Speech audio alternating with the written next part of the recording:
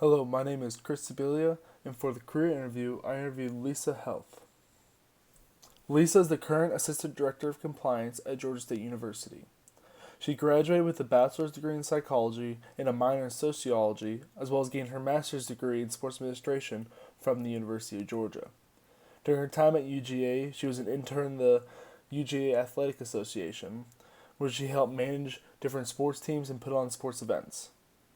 After her time at UGA, she became the compliance coordinator and assistant director of compliance at the University of California in Santa Barbara. Now, the summary of the interview, it was conducted at Georgia State Stadium in her office on October 31st at 3 p.m. It consisted of 11 questions and lasted about 12 minutes. The key points that came from the interview were the glass ceiling, Lisa's career, problems in the sports industries, changes to come in the sports industry, and the advice that she would give to women. Starting off the glass ceiling, Lisa says the glass ceiling exists, but it's not as intense as it once was. That is due to Title IX being put in place that has helped elevate to women to higher positions. Now, there's a lot of women in sports, according to Lisa.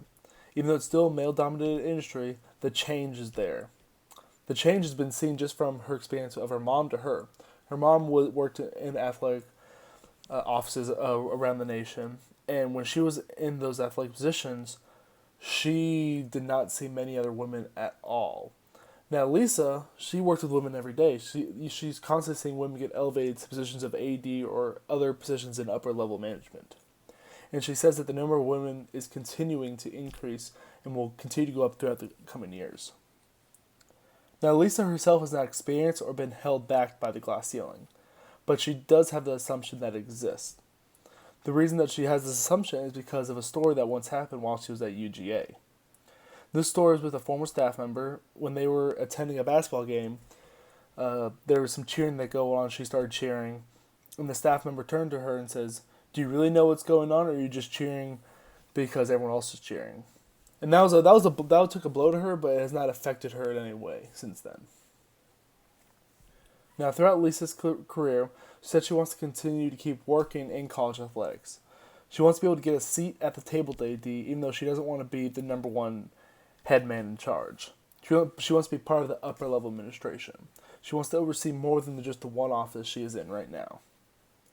Now, with her job in compliance right now, the importance of it is she stressed of the resource it is for student athletes, coaches, and recruits to help them stay eligible and get ahead of the curve with the NCAA. Her job is to help protect student athletes and keep them out of the eyes of the NCAA and on that warning list. Now, the problems in sports industries, Lisa said there's not many that she could get off the top of her head. She couldn't see any specific problems, but just within what she's experienced over her career, the confidentiality at the collegiate level makes it hard to fix problems that do occur. No matter how big or how small, sometimes confidentiality of what's going on will not help to make it easier to attend to that problem. She wishes that would clear up a little bit so that they can fix problems quicker. Now, changes to come. We talked about the NCAA ruling on the name, image, and likeness that occurred this week.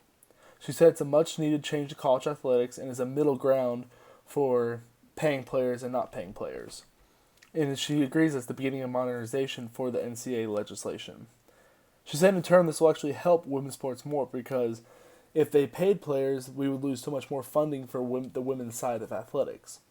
With just giving the athletes the option to use their name, image, and likeness, it would actually help boost the women's sports and continue that funding that gets from the big sports like football and basketball to trickle down into the lower level sports. But this also, she said, will start a lot more change. Will be a jumpstart for a lot more changes to come within the next 5-10 years. Now, the advice to women was simple. She said, keep pushing and trying to get those positions. Volunteer as much as you can and trying to get experience in any way possible. And make sure to network. When you're at events working, make sure you get people's contact information and stay in contact with them. Because that will help you to get jobs in the future, get internships, and get you where you need to go. In the end, the most important thing I learned was that the glass ceiling is not where it used to be. It's not like it was when Lisa's mom worked. and there's a lot more women in the industry, and it continues to increase. But there will be a big change coming on the college side with the recent rulings, and even though she cannot get into it, there will be some big changes that will be coming. Thank you very much.